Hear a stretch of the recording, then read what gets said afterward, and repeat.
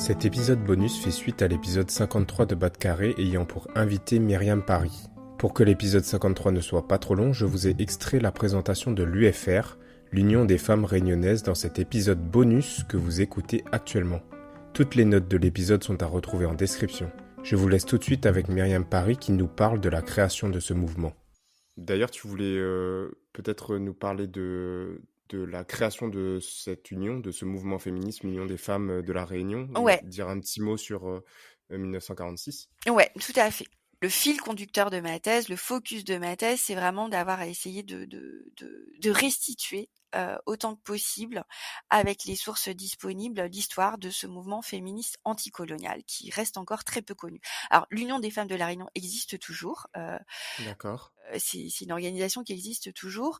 Moi, j'ai étudié ce mouvement entre 1946, donc date de sa création, et 1981. Et pourquoi cette période ? Parce que c'est dans cette période-là que c'est un mouvement féministe anticolonial. À partir de 1981, la principale revendication anticoloniale, elle est abandonnée. Et donc pour moi, ça rentre plus dans mon focus. Moi, je voulais faire Ouais. l'histoire de ce mouvement féministe anticolonial. Donc le nom de cette organisation existe toujours, etc. Mais Son son propos est optique, son différent. agenda, ses Ouais. propos, ses luttes, ses mobilisations, etc. sont très différents. Donc c'est un mouvement qui naît dans l'après 1945 et qui est fondé par des militantes réunionnaises qui sont des syndicalistes de premier plan. Il y a par exemple Isnel Hamelin qui était employée de banque et qui a fondé en 1944 le syndicat des employés de banque. C'est la première femme à avoir fondé un syndicat à La Réunion et c'était un syndicat important. On a aussi Marie Gamel qui était une travailleuse agricole qui va avoir aussi un rôle syndical très important chez les planteurs. On a des sages-femmes, Alicia Mazaka, Alice Peverelli, qui ont aussi fondé le syndicat CGT des sages-femmes. Donc ces femmes se sont rassemblées en 1946. Elles avaient un militantisme communiste pour dire il faut une organisation de femmes pour défendre le droit des Réunionnaises et on va fonder une organisation sur le modèle de ce qui existe en France, c'est-à-dire il y avait à ce moment-là proche dans l'orbite du Parti communiste français, il y avait l'Union des femmes françaises.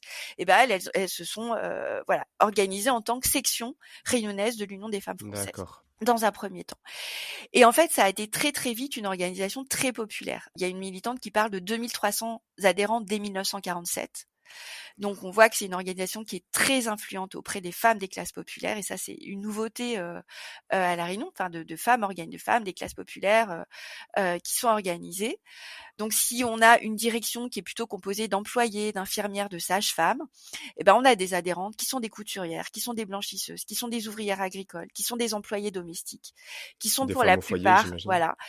à l'époque, les femmes au foyer, les femmes travaillaient, c'était la misère. Il y D'accord. avait, Oui, ok. les femmes des classes populaires, la plupart travaillaient. Elles étaient dans les champs de canne, elles cousaient, elles blanchissaient, elles nettoyaient chez les gens.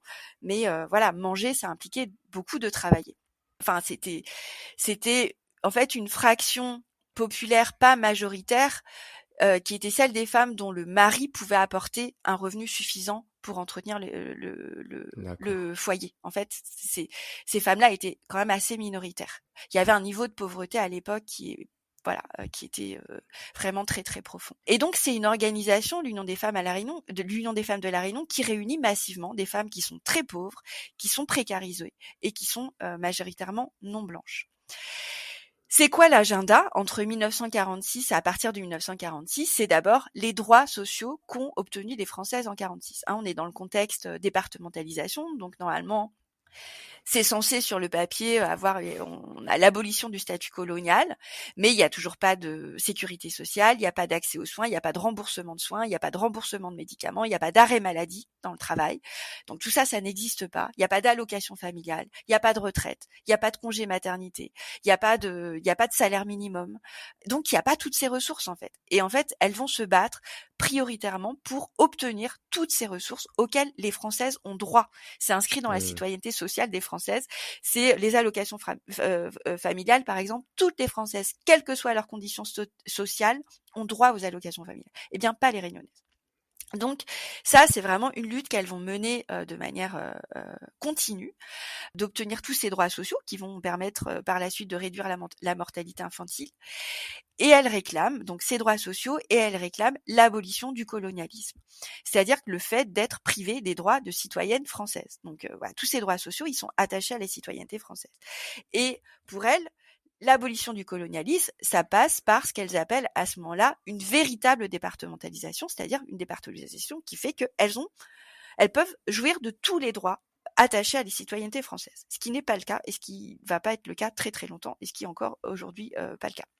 Mais elles analysent que finalement ces batailles sont très longues, sont très dures. Elles obtiennent des choses, mais c'est des petites choses, ou alors c'est des choses qui vont hiérarchiser les réunionnaises. Par exemple, les réunionnaises qui sont fonctionnaires, elles vont accéder au régime d'allocation familiale, tandis que les réunionnaises qui sont employées de maison, elles vont avoir rien. Juste rien. Elles vont être privées de tous les droits sociaux et notamment les allocations familiales. Donc, il y a vraiment une hiérarchisation des réunionnaises qui se met en place quand les droits sont obtenus. Elles sont obtenues pour certaines et pas pour d'autres, etc., etc. Donc, elles vont continuer à batailler.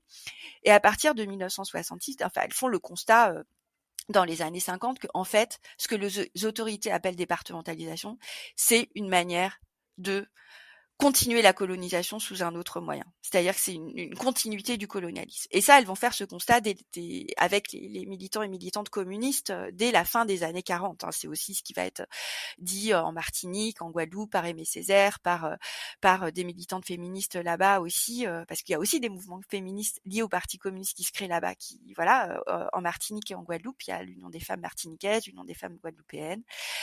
Et donc, elles vont faire ce constat que non, en fait, la départementalisation, c'est une arnaque. Enfin, c'est une arnaque au sens dans son application, dans la manière dont les autorités l'appliquent. Eh ben, c'est une forme on a un maintien d'un régime d'exception. Une couverture. Voilà. On l'a bien vu à travers la politique de contrôle de la natalité, hein, qui est complètement illégale du point de vue du droit commun, mais qui a quand même été appliquée. Donc, il y a toujours ces mesures dérogatoires, etc.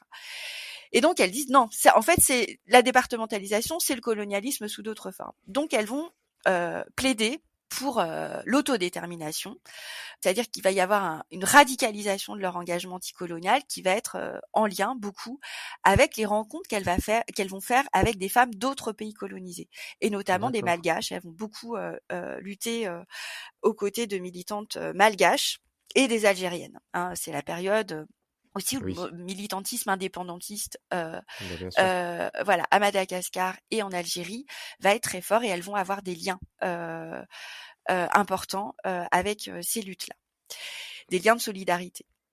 Et donc, dans leur congrès de 1958, où elles se réunissent en assemblée générale en septembre, c'est à Saint-Paul, si je me souviens bien, qui réunit des centaines de délégués, elles adoptent des nouveaux statuts. Donc déjà, elles abandonnent l'Union des femmes françaises en se disant, en fait, vos problèmes sont pas les nôtres, nous on a d'autres problèmes. Ouais. Et elles adoptent des statuts où elles disent l'UFR, l'Union des femmes de la Réunion, se donne pour but d'apporter un soutien moral et matériel aux mères de famille victimes du régime colonial, parce qu'elles analysent vraiment la situation réunionnaise comme une situation coloniale.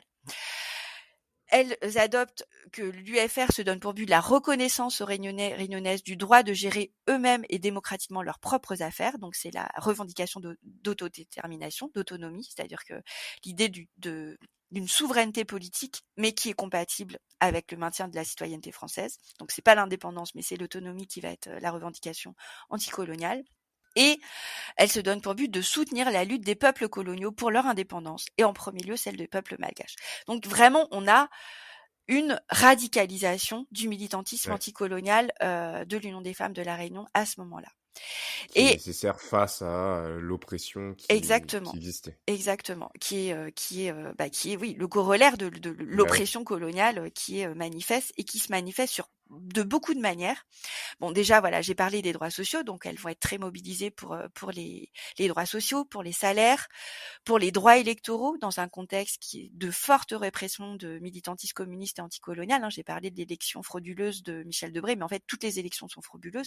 Oui. C'est des pratiques répressives qui sont organisées par l'État, qui passent par l'éjection des élus communistes des assemblées élues, des mairies, du conseil départemental, qui passe par l'encadrement des élections par les pouvoirs publics, donc le préfet qui patronne les candidats de droite, qui organise la fraude électorale, ça se traduit aussi par le recours à des nervis, c'est-à-dire qu'il y a des milices qui sont formées et qui sont payées par les candidats conservateurs pour molester les électeurs communistes ou présumés communistes.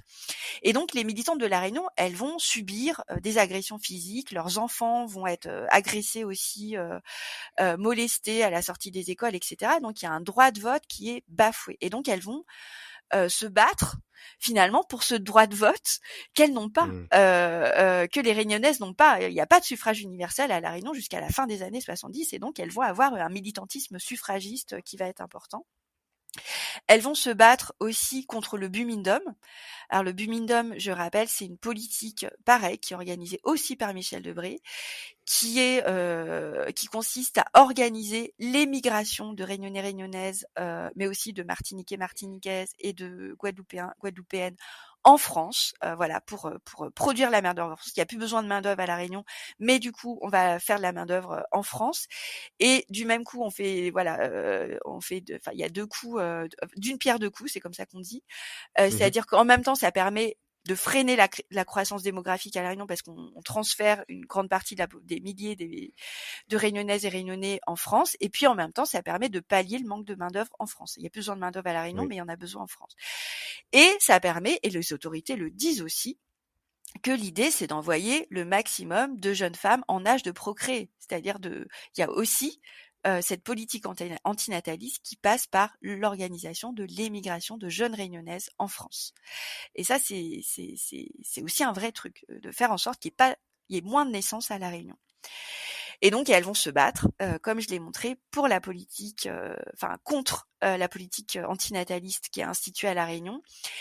Et je tiens à souligner aussi là-dessus, je l'ai pas dit, mais quand il y a eu l'affaire, quand le scandale a surgi de ces avortements et stérilisations qui étaient pratiqués donc dans la clinique de Saint-Benoît, qui était la clinique du docteur Moreau, qui ont été pratiqués, et que voilà, des femmes ont porté plainte. En fait, c'est notamment Isnel Hamelin qui a recueilli, accompagné ces femmes, et donc qui a permis que cette affaire voie le jour, en fait. Donc c'est l'Union des femmes de La Réunion, que cette affaire, c'est-à-dire que le scandale soit dénoncé, même si les victimes n'ont pas eu gain de cause. C'est pas les victimes qui ont gagné ce procès, mais il y a eu un procès, et c'est des militants de l'Union des femmes de La Réunion qui les ont accompagnés.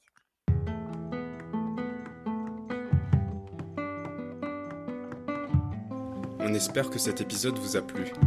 Pour nous aider à trouver des invités toujours plus extraordinaires, laissez-nous une note sur Apple Podcast, 5 étoiles de préférence. Et pour ne manquer aucun épisode, suivez-nous sur Instagram à @bat_kare. Un grand merci pour votre écoute, et on se retrouve dans 2 semaines pour un prochain épisode. Allez, on la retrouve ?